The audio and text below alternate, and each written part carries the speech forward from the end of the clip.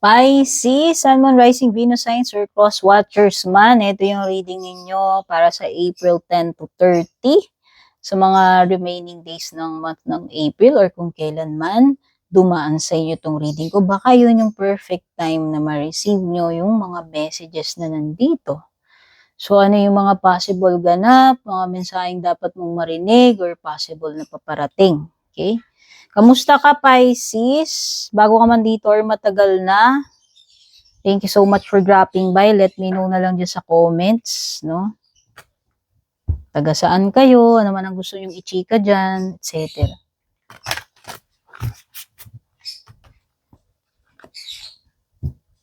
So, very, very summer na. Mainit na ang panahon. Pero pag madaling araw, malamig dito sa ibaba ng bahay namin. Sa taas, mainit all the time. Okay.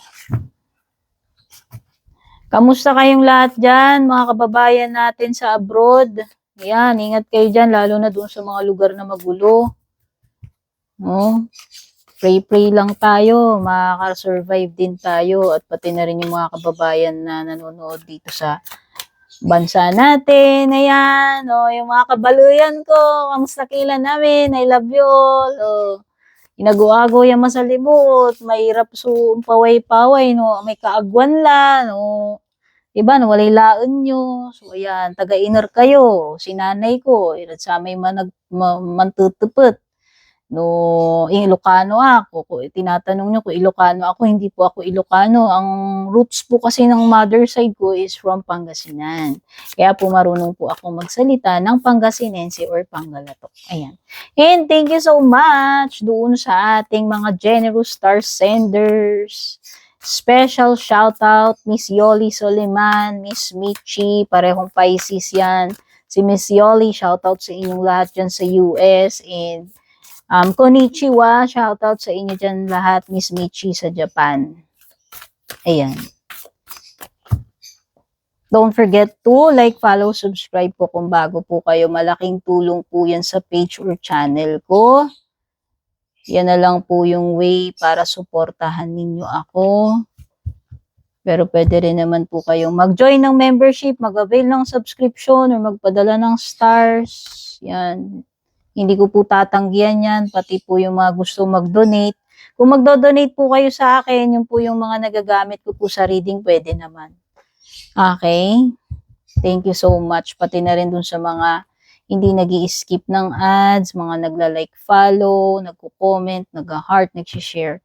Wala po ako magagawa about the ads, no? Para doon sa mga reklamador na nagsasabi, napakahaba ng ads, etc.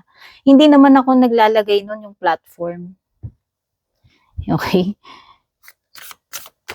Okay, so nakakuhugot na pala ako. Uy, meron kang card ng action. Baka kailangan mo mag-take ng action, Pisces, ngayong month na to kung tungkol saan. At meron kang marriage or partnership card. Okay.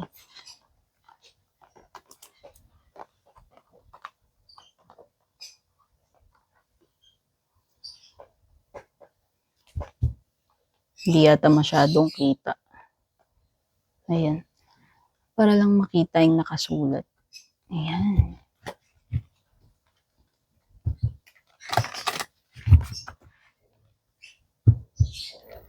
Marriage, it could be entering a commitment, relationship, it could be entering a contract, hindi lang naman laging kasalan yan, pero pwede rin may event ng kasalan, whether ikaw yung kakasal, a family member, a relative, kaibigan, kakilala.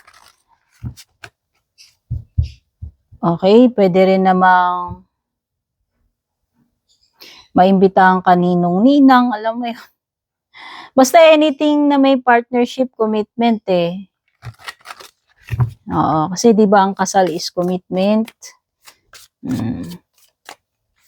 Basta may mga bagay dito na kailangan mag-take ka ng action. Baka may mga kailangan importante na kailangan gawin. O iba pwedeng contract 'yan eh. Kasi commitment eh, matatali ka eh. Or ano man yung gagawin mo na, may loan ka ba, may bago ka bang project, may mga bago ka bang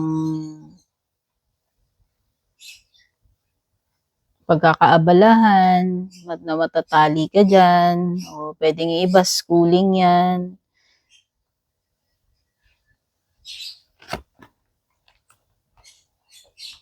Hindi kasya. So, itaas ko na lang. Banggitin ko rin kung ano yung mga makikita kong signs at numbers sa cards. Kung may relate man sa inyo yan, pwede nyo tignan yung meaning ng mga numbers, numerology, angel numbers, mga zodiac signs. Pero kahit naman anong sign ninyo, banggitin ko lang kung ano lahat ng mga lumalabas dito. Okay, so pwedeng merong Sagittarius, Aries, Leo, Aries na naman, Capricorn, Aries. Ang lakas ng energy ng Aries, Aquarius, Scorpio, Libra, Aquarius na naman.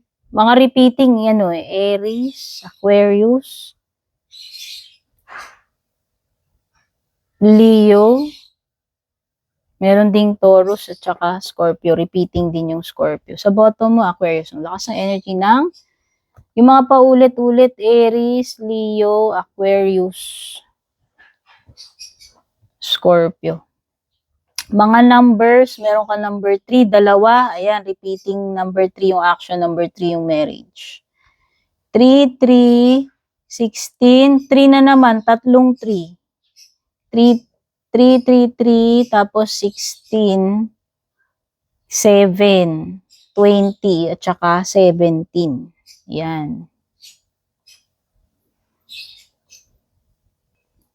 Alam mo yung action card mo yan is, the time is now ang sinasabi dyan eh. Huwag kang mag-hesitate. Kumbaga, ito na yung moment mo, ito na yung pagkakataon mo. Kailangan mong mag-step into your glorious future or mag-take action para ma-achieve mo yung success na yan, yung goal mo na yan. No? Kailangan mong mag-take charge eh. Mag-take action eh. Now, with the marriage card naman, this is a positive card, no? Itong card na to sinasabi na wag mo nang hintayin kung kailan ka magiging masaya. Ikaw na ang mag-take action. Ikaw na ang gumawa ng happiness mo. Nasa sayo hawak mo kung ano yung magpapasaya sa'yo And hindi mo kailangang i-rely yung happiness mo sa ibang tao or hindi mo kailangang hintayin kung kailan ka magiging happy. Kasi the time is now yung malakas na energy dyan sa combination yung dalawang bara mo And ang nakikita ko doon, you are responsible sa kung ano yung magiging success mo, happiness mo, by taking action, by grabbing the opportunity, by not waiting kung kailan ka pa magiging masaya or successful. Kumbaga, ang susi ay ikaw no? So sa tingin ko yan, ibig sabihin, do what makes you happy, gawin mo yung dapat mong gawin. Kung gusto mong ma-achieve yung goal mo, maging successful ka, and now is the time. I-embrace mo, kumbaga i-grab mo yung opportunity mo. Hindi dahil pinipressure ka o whatever, pero kumbaga, kung kailan ka kasi magte-take action, dun mangyayari yung happiness, yung success, yung achievement mo na yan. Ngayon, yung marriage card na yan, pwedeng joint partnership yan Pwede rin talagang literal na kasal yan, partnership, pagpasok sa commitment. Basta either business partnership, romantic partnership, joint venture yan. Kasi once na kinasal ka, di ba? Sa batas, kung ano yung pag-aari ng asawa mo, ipag-aari mo na rin. Parang ganun yan, parang merong merging Pagko-combine ng dalawang parties Basta merong pagjo-joint forces, pagbe-blend, partnership, union. Yan yung mga nasa-sense ko with the marriage card, commitment or marriage. Pwedeng may pagtitake ng action which is preparation for a wedding. No?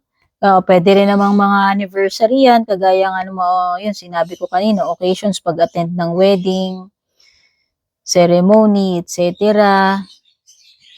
Okay?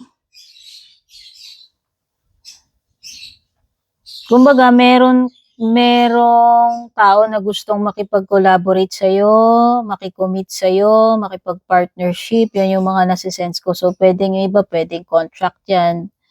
No? Kung ito ay pagpasok sa isang joint venture, sa isang business investment, or pagpasok sa isang company. Ano na nakikita ko rito, andyan talaga yung mga options, no? Makakapamili ka. More than one opportunity yan. Pero pwede rin kasing itong Seven of Cups na to is distraction eh. Pwedeng may mga pampagulo dyan sa paligid mo. Pwedeng mini-mini mo, nangangapa ka, alin dito yung kukunin mo, pipiliin mo, which path to take. Pero ang ibig sabihin lang yan, may mga opportunities, may ibang possibilities, more than one. Nakakita rin ako ng beginning dito, potential spark with the Ace of Wands, kung ano man ito. Sisimulan, merong something dito na umuusbong. So, very promising energy. Kung relationship yan, pwedeng nagsisimula pa lang or pwedeng baby yan actually. It's giving birth eh.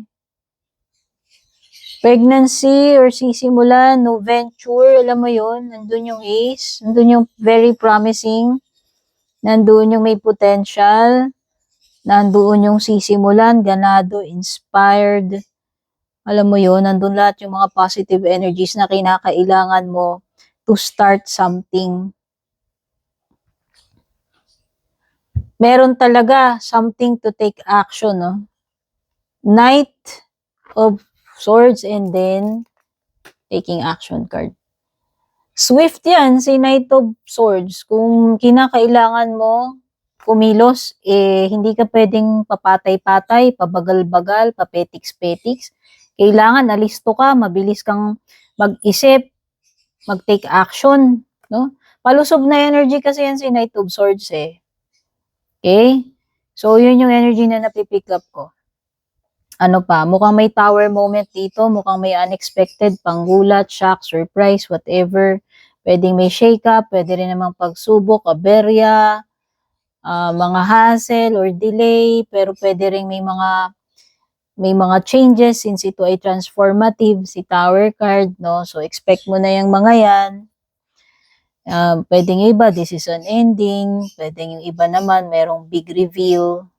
Okay, may mga ma-expose dito. Pwedeng may mga kailangan baguhin, i-accept. In love life man yan, in career, in general. Oh, grabe naman ang powerful ng combination. Judgment at saka Tower. Mukhang may mga mabubulgar dito at magkakaroon talaga dito ng transformative energy. May mga wake-up call, realization with the Judgment card. Ito yung ito yung mga bagay na hindi mo talaga pwedeng iwasan since Tower yan eh. Talagang tatamaan ka niyan, marirealize mo yung dapat mong ma-realize, babaguhin yung dapat baguhin. Kumbaga, it's for your highest good. Ito yung magsisimula ng panibagong chapter ng buhay mo, panibagong ikaw. Ito na yung magsisimula ng glow up. Pero meron munang kailangan tapusin, tibagin, i-expose at ma-realize at tanggapin dito. Okay? Yun yung maliwanag dyan. Sa love life mo man yan, sa career or sa ibang bagay. So, nakakakita ako ng new collaborations dito, new projects, new opportunities with the Three of Pentacles, Seven of Cups. Nakakakita ako ng messages. Ayan, phone call, email, whatever. Ang lakas talaga ng energy ng new beginning para sa'yo kasi nga meron ng mga bagay na titibagin, marirealize, babaguhin. Parang complete, yan renovation eh. Kumbaga, ire-wrecking ball, tapos gigibain yon, tapos magtatayo ng panibagong foundation. So, yun yung napipick up ko. Pero positive naman yan. Ano man yung mga yan ay para sa ikabubuti mo. Okay? Transformative ito eh. Kaya nakikita ko dyan, i-embrace mo lang yan. Wala ka namang magagawa talaga about the tower. Darating at darating talaga sa point na, alam mo yun, may mga tinitibag sa buhay natin, whether relationship yan, mga beliefs natin, etc. Para mag-give way sa panibagong ikaw, sa panibagong buhay. Kung ano yung in alignment, kung ano yung makakabuti para sa'yo, yun yun eh. Okay? So, feeling ko lang pwedeng divine intervention yan sa'yo. Kasi magkakaroon din naman ng rebuilding. Ayan, may rebuilding with the Three of Pentacles. So, anumang mga collaboration yan, partnership, yun nga yung sinasabi ko doon. Yung blending, yung mga sinasabi ko kanina sa marriage cards. Tingin ko magiging, maayos yan. O, di ba? Star card is about, positive energy to. Ibig sabihin, may pag-asa. Don't lose hope. Always think positive. Kasi merong magandang natatanaw sa star card. Ibig sabihin, may magandang pupuntahan. Okay? Siguro nga, kung sa relationship dito, baka may titibagin, may breakup, pero alam mo yon or shake up, pwede namang shake up lang, pwede namang pagsubok lang yan sa relationship nyo, sa marriage ninyo. And eventually, masusurvive nyo rin yan and makakapag-begin again kayo, mag-heal, magkakaroon ng rebuilding. May mga important matters dito, kailangan pag-isipan mo, pag-desisyonan mo. Okay? With the King of Swords, whether related yan sa family, sa love life, sa pera, or sa trabaho mo. Okay? Pwede rin may pagta-travel dito since nakakakita ako ng urgent yan. Kung ano man yan, it's urgent with the Knight of Swords. Pwedeng urgent na pagtitake action, pagta-travel, pag-iisip, pagde-decide. No? Pagiging alisto at maagap ang susi rito. Pero kailangan mo pa rin maging maingat, maging matalino, maging strategic and logical with the King of Swords. Okay? Pero marami kang possibilities dito, options kung akong tatanungin.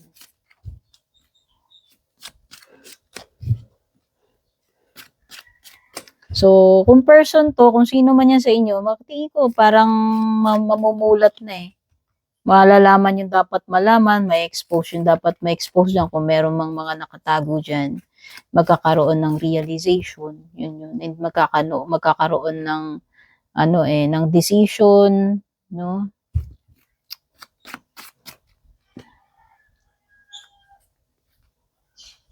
Sa tingin ko kung ano man itong inaasahan mo, andun yung possibility na wag mo lang sukuan, wag ka lang magpag-asa. Wag ka lang mawalan ng pag-asa yan, maaaring makuha mo yung kahilingan mo na yan.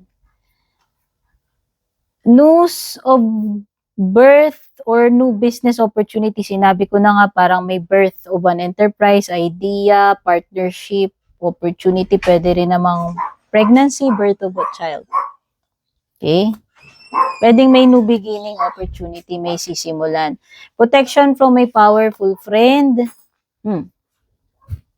Someone na pwede mong maging takbuhan, sumbungan, pwede kang tulungan yan, kung sino man yan. Pay attention to your finances daw, Pisces. So, hinay-hinay sa gastos, budget, no? Keep track pagdating sa mga transactions, sa pera, paglabas, pagpasok. Feeling tied down or frustrated about something or about someone man yan, kung ano man yung frustration niya. O, diba sabi ko nga may wish granted. Ano man yung inaasam-asam mo, hinihiling-hiling mo, maaaring ipagkaloob sa yan. Diba? Na-confirm. Wow, period of prosperity and abundance ngayong April. So, hindi hirap, no? Hindi desperate.